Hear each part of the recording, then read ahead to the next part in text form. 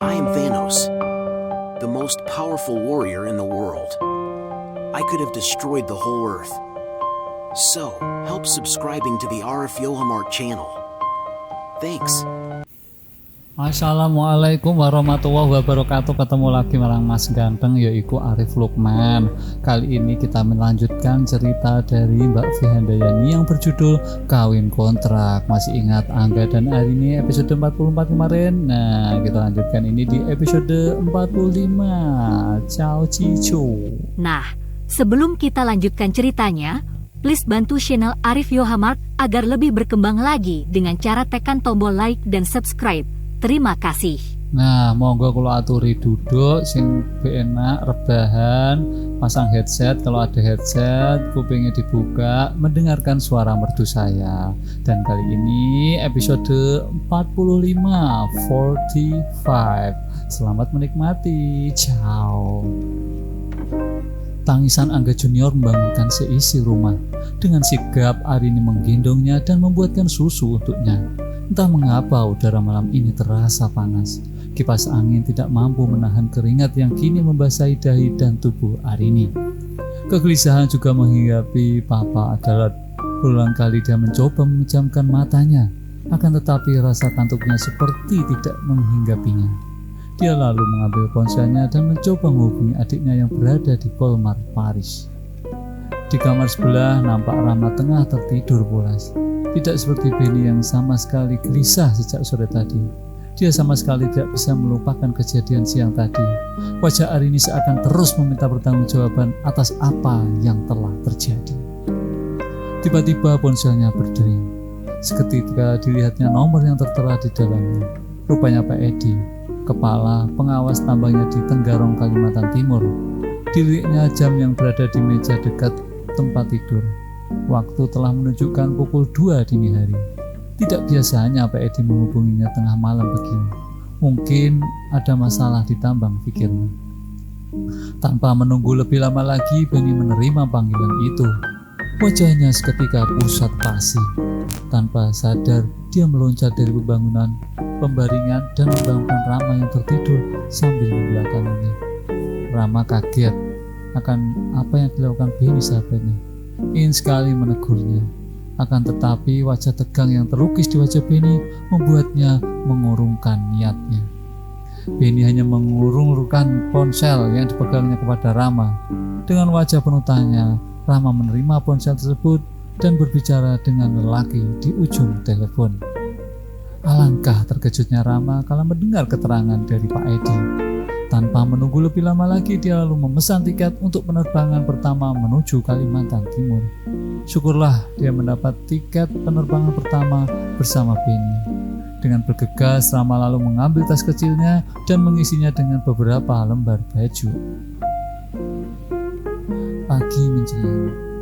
Setelah berpamitan pada Papa Adalat, Rama dan Benny kemudian menuju Bandara Juanda, Surabaya.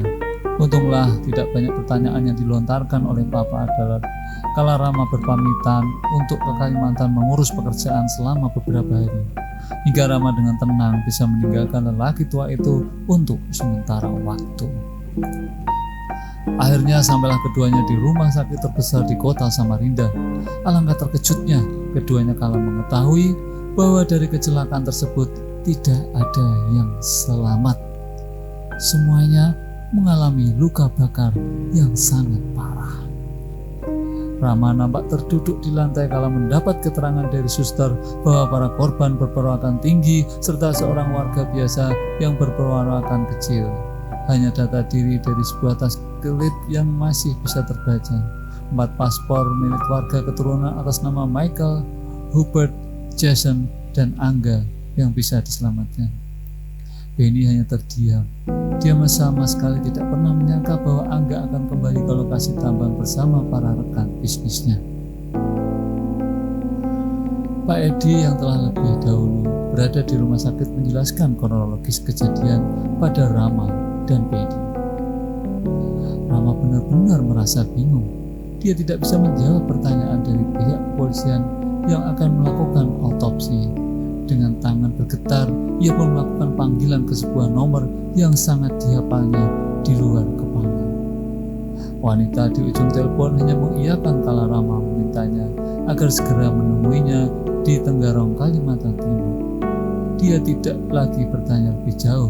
Dia hanya mengira bahwa lelaki itu amat merindukannya saat ini. Rama memang menghubungi Astrid tunangannya, akan tetapi dia sama sekali tidak memberitahukan tentang apa yang telah terjadi. Ia hanya meminta agar kiranya Astrid bisa datang hari ini bersama Papa untuk menemui orang tuanya, karena menyangkut kepentingan pernikahan mereka yang akan dipercepat. Rama tidak ingin menambah kegelisahan di hati keluarga besar Angga. Dia tidak ingin menyampaikan Papa adalah mulutnya terasa terkunci saat ini. Syukurlah Astrid dan papanya akhirnya tiba hanya berselang 2 hari. Semua korban telah dikuburkan tanpa menunggu lebih lama karena kondisinya yang sangat tidak memungkinkan. Hanya keluarga Jason dan Michael yang hadir kala dilakukan otopsi jenazah. Papa Astrid hanya bisa pingsan kala melihat dan menerima ID dari pihak kepolisian setempat. Astrid tidak berhenti menangis. Kedatangannya hanya disambut mata sembah Rama, tunangannya yang hanya diam 1000 bahasa kala menjemputnya di bandara Sepinggang Balikpapan. Tak ada canda seperti biasanya. Setelah menguburkan jenazah korban kecelakaan dilakukan, Papa Astrid, Benny, Rama, dan Astrid berkumpul di kamar hotel di mana mereka menginap. Mereka akan bersama-sama menuju kota Malang untuk menyampaikan berita duka tersebut kepada Papa Adalat dan Arini. Papa Astrid tidak lagi seperti biasanya. Ia lebih banyak diam. Dia sama sekali tidak tahu bagaimana cara menyampaikan pada kakaknya tentang apa yang menimpa ponakannya itu. Astrid, ambillah tiket menuju Malang. Adalat harus tahu apa yang sedang terjadi, kata Papa Astrid memang. Astrid hanya terdiam dan menatap wajah papanya dan Rama secara bergantian. Jemarinya yang lentik mengusap air mata yang terus membasahi pipinya. Dia tidak bisa memberitahu pada Arini tentang apa yang dialami oleh Angga. Malam pun kini berganti siang hari. Astrid dengan mata sembabnya kini duduk di ruang tunggu terminal keberangkatan. Tangisnya kembali terdengar. Rama memeluk wanita yang dicintai itu dan berusaha menenangkan. Selang beberapa jam kemudian akhirnya mereka pun tiba di kota Malang. Akan tetapi Papa Adalat tidak berada di rumahnya. Sejak pagi dia telah pergi menemui Arini dan cucunya. Tanpa menunggu lebih lama lagi akhirnya mereka pun menyusul ke rumah Arini. Kedatangannya Papa Astrid dan keponakannya Astrid membuat Papa Adalat sangat gembira. Lelaki tua itu mengira bahwa kedatangan mereka berdua karena rasa rindu dan kekhawatiran yang dirasakan oleh saudara satu-satunya, hingga membuat mereka kembali mengunjungi di kota Malang itu. Selamat datang adikku, begitu rindunya kamu padaku hingga kamu kembali datang mengunjungiku, kata Papa Adalat dalam bahasa Perancis sambil memeluk adiknya dengan erat. Astrid hanya bisa membuang pandangannya ke arah lain. Dia tidak ingin melihat sang paman, melihat dirinya menangis. Apa kabar ponakan kesayanganku? Mengapa kamu bersedih? Apakah Rama menyakitimu? Kata Papa Adalat sambil memalingkan pandangannya pada Rama yang hanya terdiam mematung. Rama hanya terdiam dan menggeleng. Senyum tipis menghiasi bibirnya. Tidak, Papa, saya tidak mungkin menyakiti Astrid, jawab Rama sambil berjalan ke arah Papa Adalat dan memeluknya. Ingin rasanya dia memberitahukan tentang apa yang terjadi, akan tetapi Papa Astrid telah memintai kepada mereka agar jangan dulu menceritakan tentang apa yang dialami. Malam akhirnya beranjak berlalu. Akhirnya telah memberitahukan pada Singkop dan Papa Adalat siang tadi bahwa dia akan pulang malam karena ada seminar di kampus, dan dia akan terus menuju kafe miliknya karena akan ada diskusi terbuka dengan para mahasiswa yang menjadi langganan tetap kafe. Rama lalu mengajak Benny dan Astrid untuk menemui Arini. Mereka ingin segera menyampaikan berita duka kita Di kafe milik Arini nampak terlihat gadis kampung itu tengah memetik gitarnya. Sebuah tembang kenangan dinyanyikan olehnya. Benny menatap wajah gadis kampung itu dengan perasaan bersalah. Dengan rasanya dia berlari memeluknya. Akan tetapi dia tidak ingin melakukannya. Dia tidak ingin membuat Rama dan Arini semakin membencinya. Astrid lalu berjalan mendekati Arini yang telah selesai mengikut para pengunjung kafe miliknya. Tanpa berkata apapun dia langsung memeluknya. Arini yang merasa kaget akan kedatangan mereka hanya bisa membalas pelukan Astrid yang mulai terisak ke pundaknya.